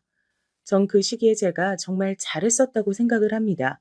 예비 신랑이 야근을 하는 것을 두고 저한테 도시락 싸들고 거기 직장 앞으로 가야 하는 것 아니냐고 그런 걸 여태 한 번도 안 해줬다니 조신함과도 거리가 멀고 여자다운 맛이 떨어진다고. 그렇게 말씀하시던 예비 시모의 황당한 툴툴거림에도 전 이런 방구 않고 그저 허허 웃고 말았으니까요. 그런데 제가 예비 시댁에 갔던 날에 뭔가 일이 일어났던 겁니다. 예비 신랑은 위로 누나, 아래로 여동생이 있었답니다. 그리고 누나인 제 예비 큰 시누이는 결혼을 해서 당시에 출산을 한 상태였어요. 아기를 품에 안고 예비 시댁으로 왔습니다. 본인에겐 친정이니까 편안하게 왔죠. 그런데 골이 나 있더라고요. 씩씩거리면서 뭔가 불만이 많은 표정이었어요. 그러면서 자기 이야기를 풀더라고요. 정리를 해보자면 예비 큰 신우의 이야긴 이랬습니다. 엄마도 아시잖아요. 시부 무릎 수술 받아서 아직 거동 힘들고 여기 아프다 저기 아프다 난리도 아니셔서 그 옆에 시모가 딱 붙어 있어야 되는 거. 근데 자꾸만 아기가 보고 싶다고 성화를 부리면서 저한테 시댁으로 오라 그러는 거예요. 그냥 그 시골집에 게다가 환자가 있는 집이라서 좀 그렇고 시부는 몸이 아프니까 전화로도 짜증을 막 낼 정도인데 그니까 시댁에 전혀 가고 싶지가 않죠. 아기가 아직 너무 어리니까 몇 주만 더 있다 가겠다고 저도 몸은 아직 편치가 않다고 몇 번이고 말씀을 드렸는데 근데도 막무가내요. 저한테 막 쌍욕을 하더라니까요. 어머, 쌍욕을? 너한테? 아니, 누가? 누구겠어요. 당연히 제 시모가 그랬죠. 아기를 왜 그렇게 안 보여주냐면서 자기들이 병균인 줄 아냐면서 엄청 화를 내고 욕을 하고 오늘 아침에 통화할 때도 아주 막 난리도 아니었어요. 이런 정신 나간 옆에 애를 봤나? 노망 난 거 아니야? 애 낳아서 아직 힘들어하는 며느리한테 뭐 자꾸 오라가라야. 권서방은 대체 뭐라고 있어? 예비 시모가 눈 뒤집히고 맞장구를 치자 예비 큰 시누이는 침까지 튀어가면서 자기 시댁 뒷담화를 열렬히 까대기 시작했어요. 시자들은 이래서 안 된다느니 시자 붙으면 상종을 말아야 하냐느니 뭐니. 그러면서 앞으로는 집안 살림 경제권도 자기가 가져올 거고 시댁의 대소사에 참여하고 말고도 자기가 정할 거고 아무튼 다 자기 마음대로 할 거라면서 큰 소리를 쳐댔어요. 말을 하다 보니까 더 격양이 되었는지 아주 흥분 상태에서 짓거리길래 좀 진정했으면 좋겠단 마음으로 제가 슬쩍 한마디 던진 거였죠. 저기 형님, 아무리 그래도 너무 그러진 마세요. 그러다 형님 시댁에서 여자가 너무 나댄다면서 완전히 형님을 안 좋게 보면 어떡해요? 정도를 지키시면 서로 좋죠.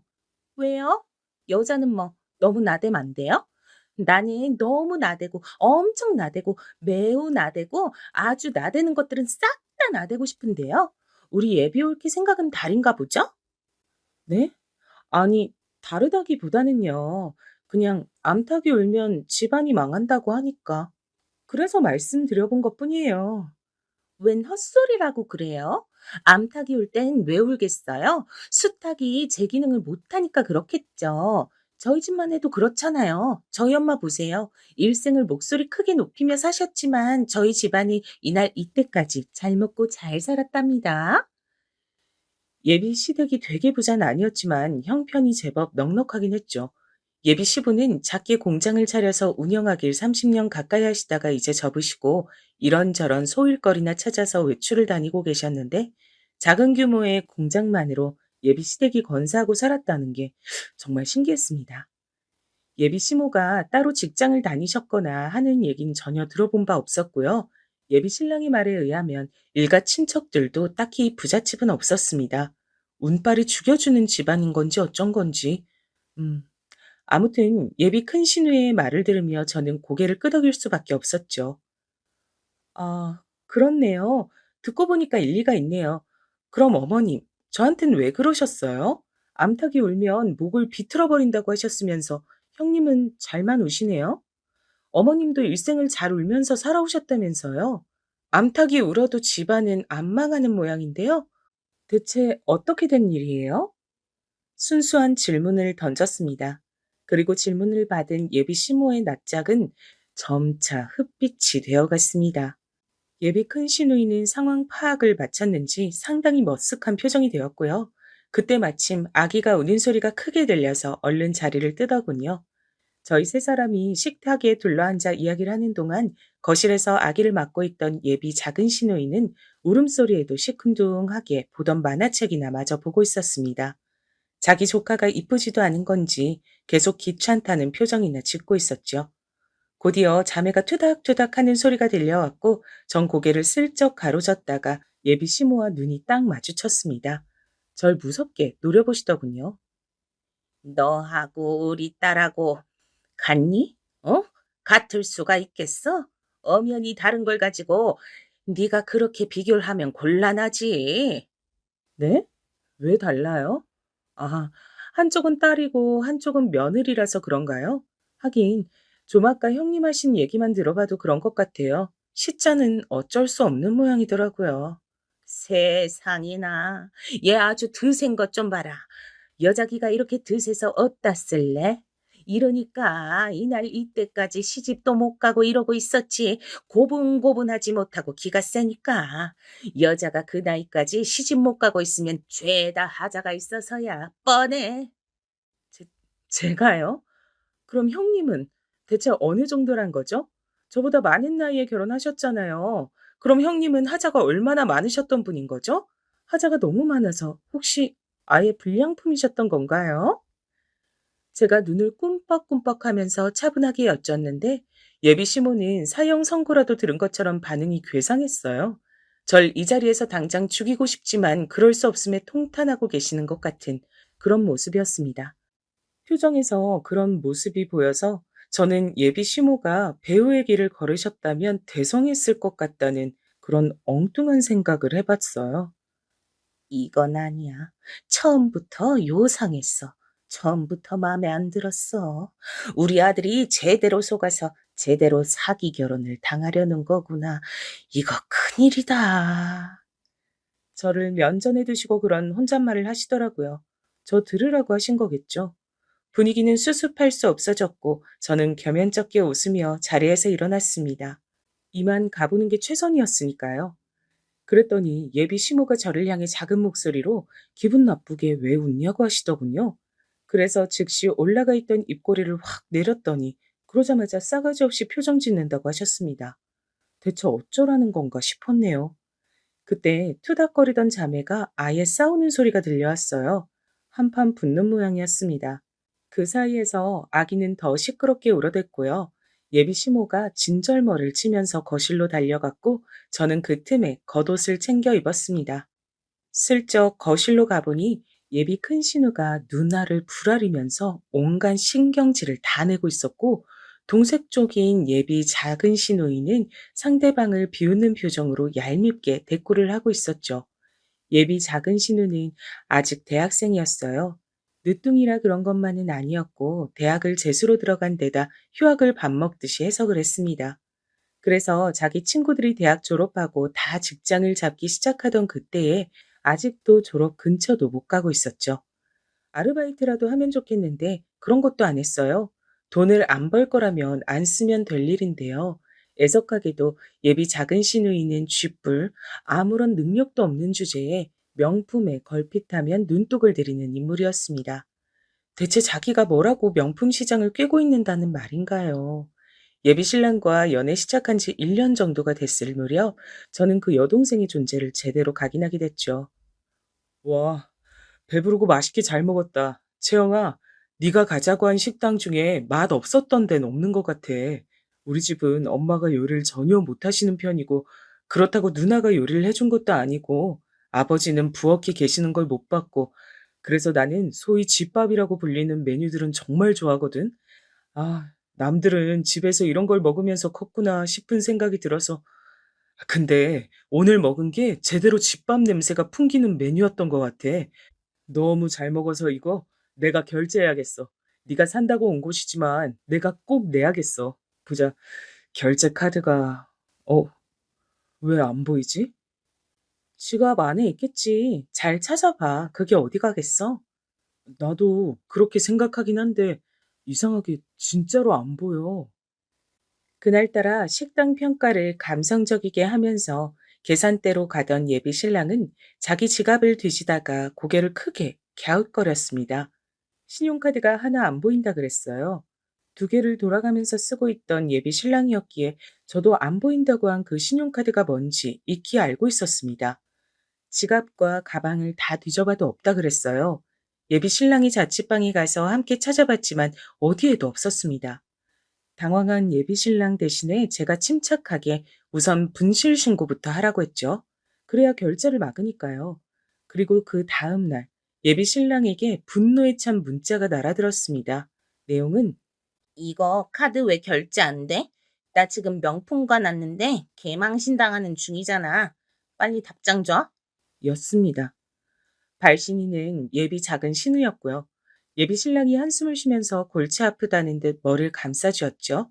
그 모습을 보며 제가 여동생에 대해 안 물어볼 수가 없던 거예요. 자기 오빠 신용카드를 몰래 훔친 것도 기가 막힌데 그걸로 명품을 지르려고 했다니요? 간도 크다 싶었습니다. 그래 놓고서 당당한 태도는 또 어떻고요? 그때 들었던 겁니다. 예비 작은 시누이가 만성 게으름에 빠져서 학교 수업도 잘 안 나가고 연예인도 아닌데 휴학을 밥 먹듯이 하고 만화책을 너무 좋아해서 손에서 놓질 않고 그러면서 웬 허영심이 강해서 명품을 선망한단 겁니다. TV에서 어떤 예능인이 자기는 돈을 많이 벌고 난 이후에 가장 좋았던 점으로 일본 라멘이 너무 먹고 싶음 예전엔 강남의 라멘집을 찾았는데 지금은 일본으로 비행기 타고 날아가서 라멘만 딱 먹고 다시 한국으로 온다고 했었대요. 그런데 예비 작은 시누이가 그걸 엄청 동경한다고 하는 겁니다. 좋아하는 만화책들도 거의 다 일본 것들이었어요. 일본의 수도 도쿄에서 화려하게 명품 가방을 끼고 밤의 거리를 걷는 캐릭터들의 생활을 보며 그걸 꿈꿨습니다. 예비 신랑에겐 미안한 소리였지만 솔직하게 전 그걸 듣자마자 머릿속으로 약간 정신병 아닌가 싶었어요. 독특해도 정도가 있는 건데 너무 심하잖아요. 본인이 아무런 능력도 없으면서 가족들에게 민폐만 끼치는 것이니까요. 게다가 언뜻 들어보니 대학 생활에 전념을 못하게 되었던 계기가 따로 있었는데 그건 바로 예비 작은 시누이가 대학교 1학년생이었을 때 동기의 화장품을 훔쳤다가 딱 걸렸던 일 때문이라고 했습니다. 화장품이 신기하게 생겨서 호기심에 순간적으로 그랬던 것뿐인데 소문이 쫙 퍼진 데다가 그게 억울하게 자꾸 와전이 돼서 학교 다니는 걸 되게 힘들어했어. 그래서 우리 부모님이 휴학을 시켜주셨는데 그 후로 자꾸 본인이 휴학에 맛이 들려버린 것 같아. 자기 여동생이니까 아무래도 감싸줄 수는 있죠. 근데 가만히 들어보니까 은근히 예비 작은 신우에게도 절도 피해를 입었던 쪽을 안 좋게 묘사를 하더라고요. 마음이 너그럽지 못해서 이를 키웠다면서 말이죠. 엄연히 자기 물건을 도둑질 당한 피해를 입었으니 당혹스럽고 불쾌했었던 게 당연했을 텐데 마음씨가 좋지 못하다고 피해 학생을 흉보는 예비 신랑의 태도를 보며 그때 살짝 의외라고 느꼈었습니다. 하지만 지나가는 일화 정도로만 생각을 해서 심각하게 되짚어본 건 아니었네요. 아무튼 그때 강렬하게 제 뇌리에 꽂혔던 예비 작은 신우의 존재감이 제가 그 집안의 예비 며느리가 됨으로써 두각을 다시 드러냈던 건데요. 얼마 후 이 예비 작은 신우에게 얽혀서 엄청나게 커다란 대형 사건이 터지고 말았답니다.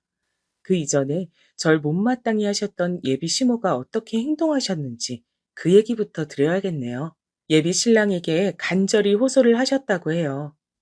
민현아, 우리 아들, 너 꼭 이렇게 엄마 가슴에 대못을 박아야겠어? 며느리 하나 잘못 들였다가 우리 집안 폐가망신이라도 당하면 어떡하려고 이래? 엄마는 무슨 그런 소리까지 해. 도대체 나는 채영이가 뭘 그렇게 잘못한 줄 모르겠어. 혹시 엄만 내가 자기 의견 하나도 내놓을 줄 모르는 반푼이하고 결혼하길 바라는 거야? 아이고, 그게 아니라 걔는 어쨌든 아니올시다야. 보살님이 정확히 그렇게 말씀을 하셨다니까 그러네. 뭐? 보살님? 엄마, 설마 또 그 보살님인지 뭔지 아는 사람한테 찾아가서 돈 갖다 바친 거야? 아, 제발 그런 짓 좀 하지 마. 내가 치아영이하고 결혼하겠다는데 그 보살님인가 하는 그 사람의 반대가 뭐가 그렇게 중요해? 당최 무슨 상관이 있어서? 난 채영이만큼 잘 맞는 여자를 내 인생에서 만난 적이 없어. 나이도 이제 찼고. 그래서 결혼하려는 것뿐인데 엄마가 왜 이렇게 유난인지 모르겠다. 유난을 떨만 하니까 떠는 거지. 걔는 기가 세서 자기 남편을 누른다 그러더라. 그리고 매사에 여간 보통 내기가 아니라서 거머리도 그것보단 질기지가 않대. 내가 보살님한테 그런 소리를 듣고도 걔를 어떻게 며느리로 들이겠니? 안 그래? 아, 몰라. 엄마 마음대로 해. 그리고 난 내 맘대로 할 거야. 미녀나, 너 진짜 이럴 거야? 너 이렇게 비협조적으로 나오면 나도 나대로 수를 쓰는 수밖에 없어. 예비 시모가 한바탕 난리를 치셨다는 그 얘기를 제가 어떻게 알았냐고요? 당연히 당사자인 예비 신랑이 말해줘서 알았죠. 왜냐면 예비 시모가 저하고 따로 진지하게 얘기 좀 하고 싶다면서 호출을 했었거든요.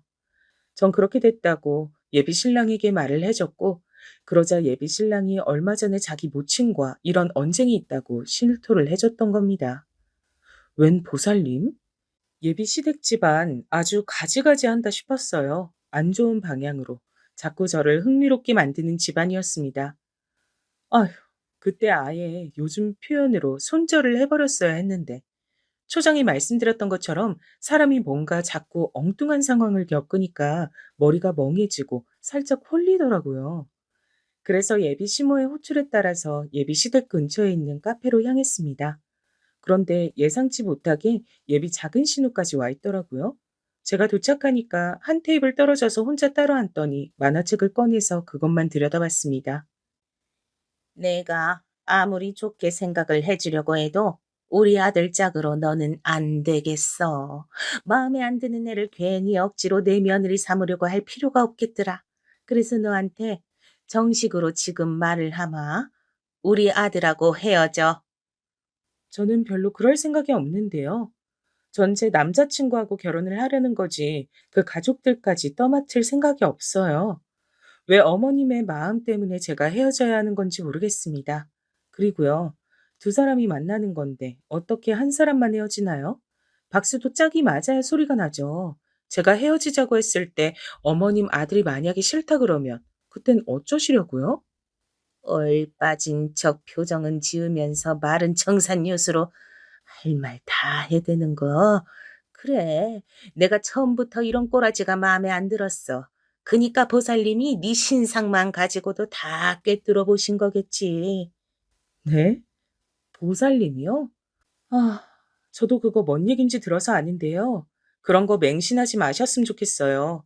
그 보살님이라는 분이 저랑 일면식도 없는데 대체 그분이 저에 대해 뭘 아시겠어요? 모르는 소리 마라. 이 세상엔 눈에 보이지 않고 알 수 없는 것들이 움직여대며 인생을 좌지우지하는 거란다. 그걸 모르는 사람들은 답답하고 우매하게 살아가는 거고 아는 사람들은 때마다 현명하게 대처를 하는 거지. 아무튼 간에 네가 호락호락하지 않을 줄 알고 내가 오죽하면 네 마음 달래려 선물까지 가져왔다.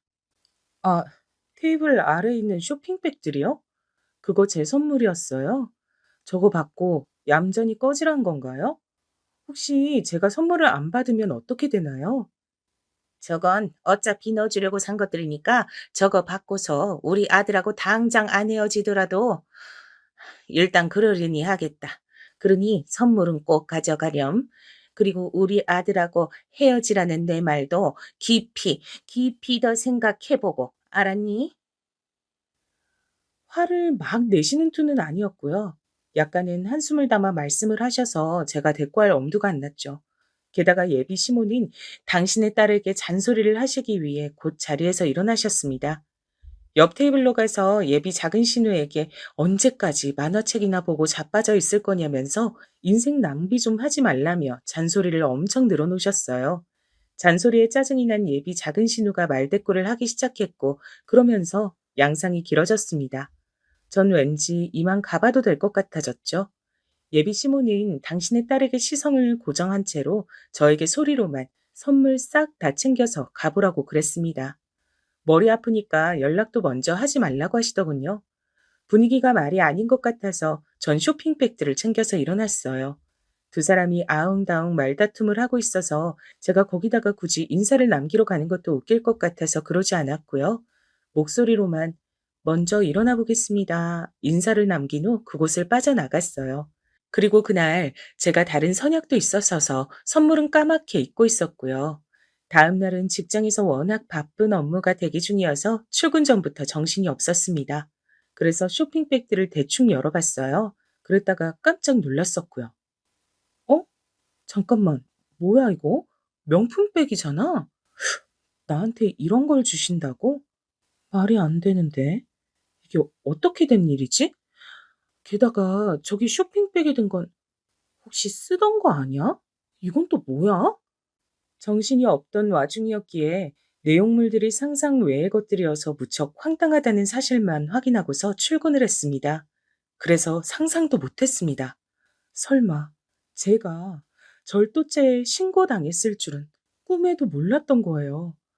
와, 지금 생각해도 피가 거꾸로 솟는 것 같네요. 연락을 처음 받았을 때 제가 얼마나 어리둥절했던지 모릅니다. 기가 막힌 일이 벌어진 거였어요. 예비 시모가 저한테 선물이라면서 가져갔던 것들 있잖아요. 제가 그걸 절도했다고 그쪽에서 주장을 했더라고요. 예비 작은 신우 것들인데 제가 슬쩍 훔쳐갔다는 게 그들의 황당한 주장이었어요. 쇼핑백 중에서 하나는 안에 쓰던 가방이 하나 들어있었는데 그게 알고 보니까 예비 작은 신우가 평소에 쓰던 가방이었던 겁니다. 졸지에 도둑으로 물려서 너무 어처구니가 없었는데 진짜 웃긴 건요. 여기서 끝이 아니었어요. 제가 예비 시댁에서 현금이 든 봉투를 슬쩍 했다는 누명까지 함께 썼습니다. 예비 큰 신우가 아기 낳았다고 자기 시댁 사람들한테 봉투를 하나 받았었는데 자기 친정이 그걸 들고 왔었다네요. 제가 있던 앞에서 자기 시부모 욕을 엄청 했던 날, 그날 있죠? 그날 이런 돈을 받아도 마냥 기쁘지가 않다는 얘기를 하며 자기 시댁 욕을 하려고 일부러 그걸 지참했었다고 하는데 잃어버렸다는 겁니다.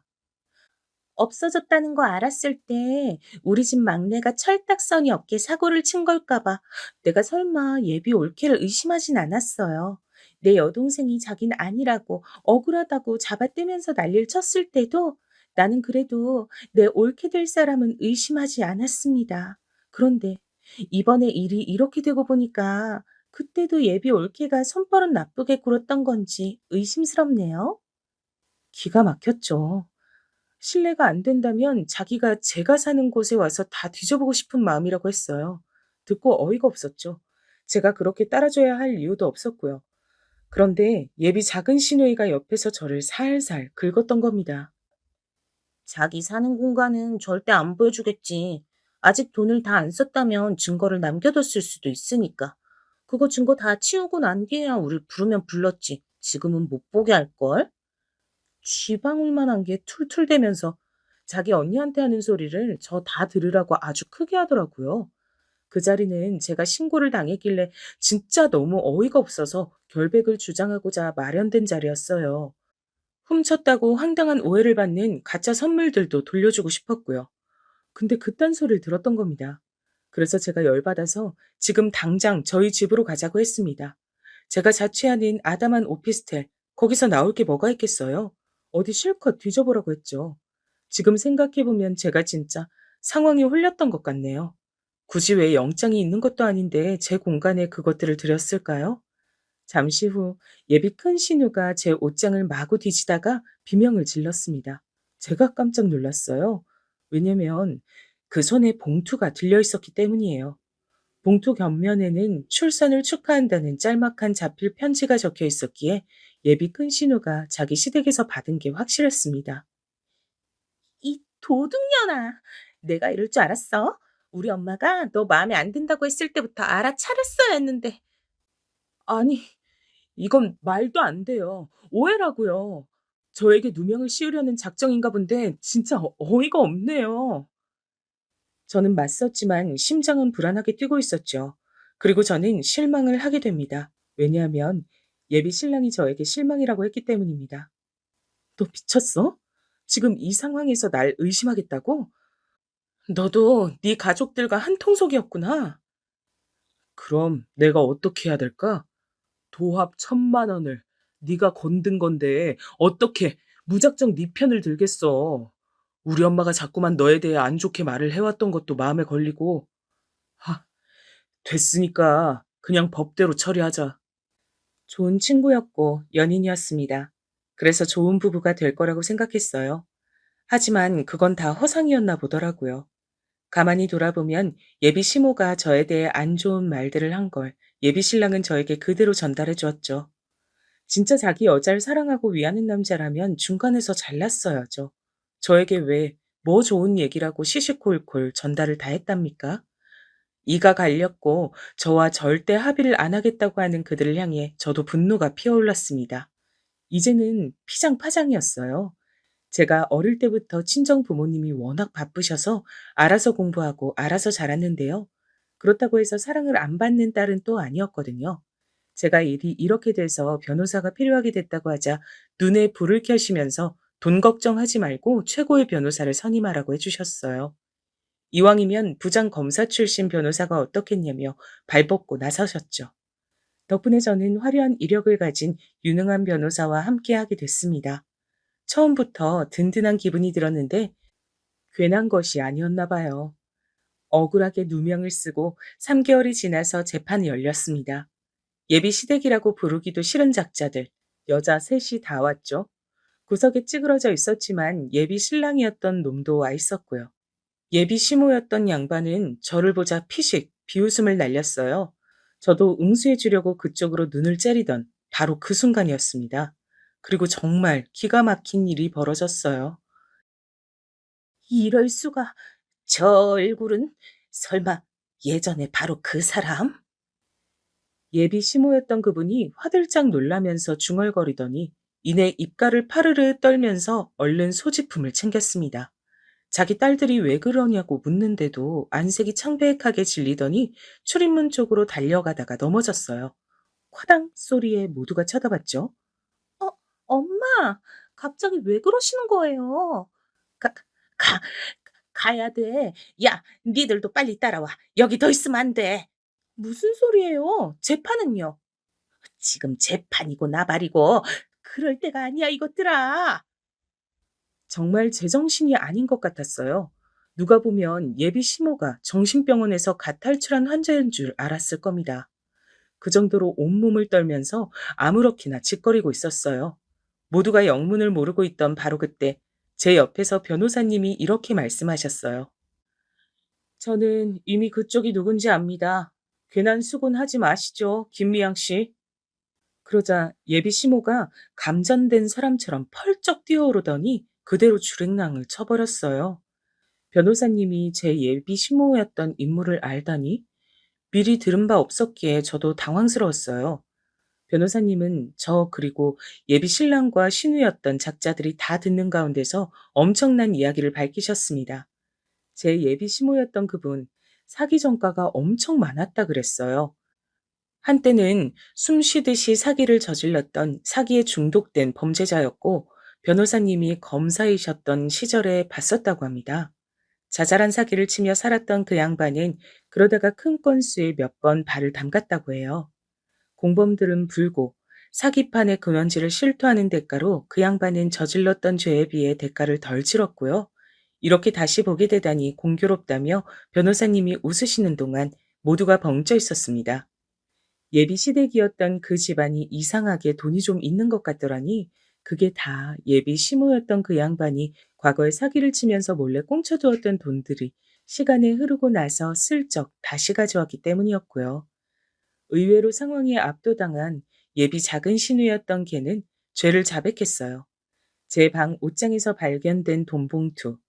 자기가 손이 엄청 빠르기 때문에 저랑 자기 언니가 다른 곳을 보는 사이에 슬쩍 넣어둔 거라고 하더군요. 애초에 그 돈 봉투는 걔가 훔쳤던 겁니다.